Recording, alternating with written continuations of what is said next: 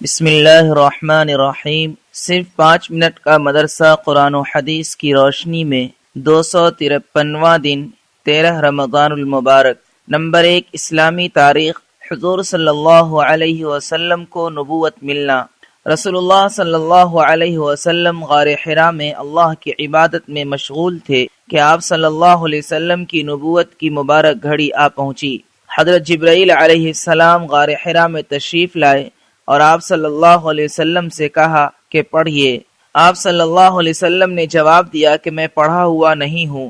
رسول اللہ صلی اللہ علیہ وسلم فرماتے ہیں کہ اس کے بعد انہوں نے مجھے پکڑ کر دبایا یہاں تک کہ میں نے اس کی تکلیف محسوس کی، پھر مجھے دیا اور کہا پڑھیے۔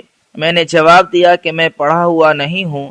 انہوں نے پھر مجھے پوری طاقت سے دبایا اور چھوڑ دیا اور کہا اقرأ بسم ربک الذی خلق۔ ترجمہ، اے محمد اپنے پروردگار کا نام لے کر پڑھیے جس نے عالم کو پیدا کیا۔ یہ حضور صلی اللہ علیہ وسلم پر نازل ہونے والی پہلی وحی تھی اور آپ صلی اللہ علیہ وسلم کی نبوت کا پہلا دن تھا۔ آپ حضرت خدیجہ رضی اللہ عنہا کے ساتھ ورقہ بن نوفل کے پاس گئے جو نصرانیت کے بڑے عالم تھے۔ انہوں نے اس بات کی تصدیق کی کہ حضرت محمد صلی اللہ علیہ وسلم آخری نبی ہیں جن کے آنے کی خبر پہلی کتابوں میں موجود ہے۔ نمبر 2، اللہ کی قدرت۔ زمین سے پودا کون اگاتا ہے؟ بیج کو زمین کے اندر دبا دیا جاتا ہے۔ اس کا خول بہت سخت ہوتا ہے۔ کچھ بیج اتنے سخت ہوتے ہیں کہ ہم انہیں دانتوں سے بھی توڑ نہیں سکتے، لیکن یہی بیج جب مٹی میں بو دیا جاتا ہے تو چند دنوں میں ایک نازک اور نرم پودا اس سخت بیج کو توڑ کر اور زمین کو پھاڑ کر نکلتا ہے۔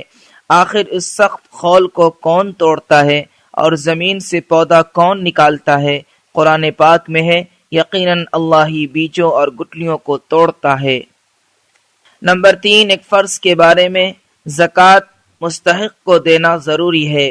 رسول اللہ صلی اللہ علیہ وسلم نے فرمایا، بے شک اللہ تعالیٰ نے زکوٰۃ کے مستحق کو نہ کسی نبی کی مرضی پر چھوڑا ہے اور نہ ہی نبی کے علاوہ کسی اور کی مرضی پر، بلکہ خود ہی فیصلہ فرما دیا ہے اور اس کے 8 حصے متعین کر دیے ہیں۔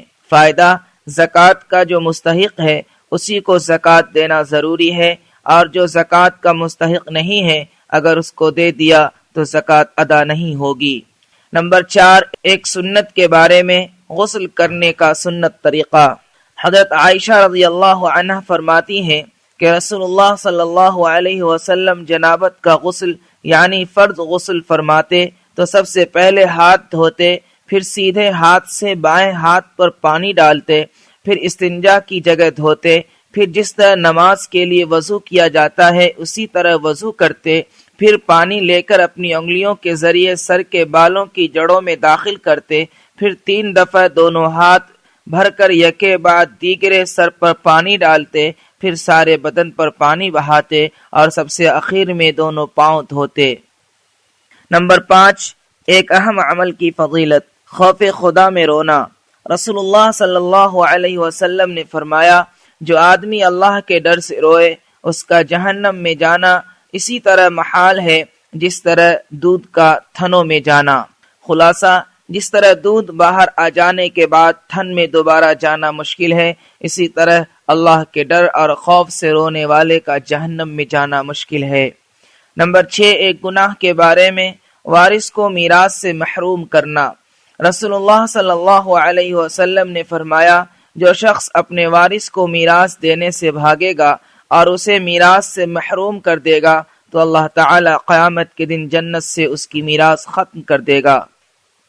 نمبر 7، دنیا کے بارے میں۔ دنیا کی نعمتوں کا خلاصہ۔ رسول اللہ صلی اللہ علیہ وسلم نے فرمایا، تم میں سے جس شخص کو صحت و تندرستی حاصل ہو اور اپنے گھر والوں کی طرف سے اس کا دل مطمئن ہو اور ایک دن کا کھانا اس کے پاس موجود ہو تو سمجھ لو کہ دنیا کی تمام نعمت اس کے پاس موجود ہے۔ نمبر 8، آخرت کے بارے میں۔ اہل جنت کی نعمت۔ قرآن میں اللہ تعالیٰ فرماتا ہے، بے شک اہل جنت عیش و راحت کے مزے لے رہے ہوں گے، وہ اور ان کی بیویاں سایوں میں مسہریوں پر تکیے لگائے بیٹھے ہوں گے اور ان کے لیے اس جنت میں ہر قسم کے میوے ہوں گے اور جو وہ طلب کریں گے ان کو ملے گا۔ نمبر 9، طب نبوی سے علاج، زمزم کے فوائد۔ رسول اللہ صلی اللہ علیہ وسلم نے زمزم کے بارے میں فرمایا، یہ ایک مکمل خوراک بھی ہے اور بیماریوں کے لیے شفا بخش بھی ہے۔ نمبر 10، قرآن کی نصیحت۔ قرآن میں اللہ تعالیٰ فرماتا ہے، نیکی اور پرہیزگاری کے کاموں میں ایک دوسرے کی مدد کیا کرو، گناہ اور ظلم و زیادتی میں کسی کی مدد نہ کرو، اور اللہ سے ڈرتے رہو، بے شک اللہ تعالیٰ کا عذاب بہت سخت ہے۔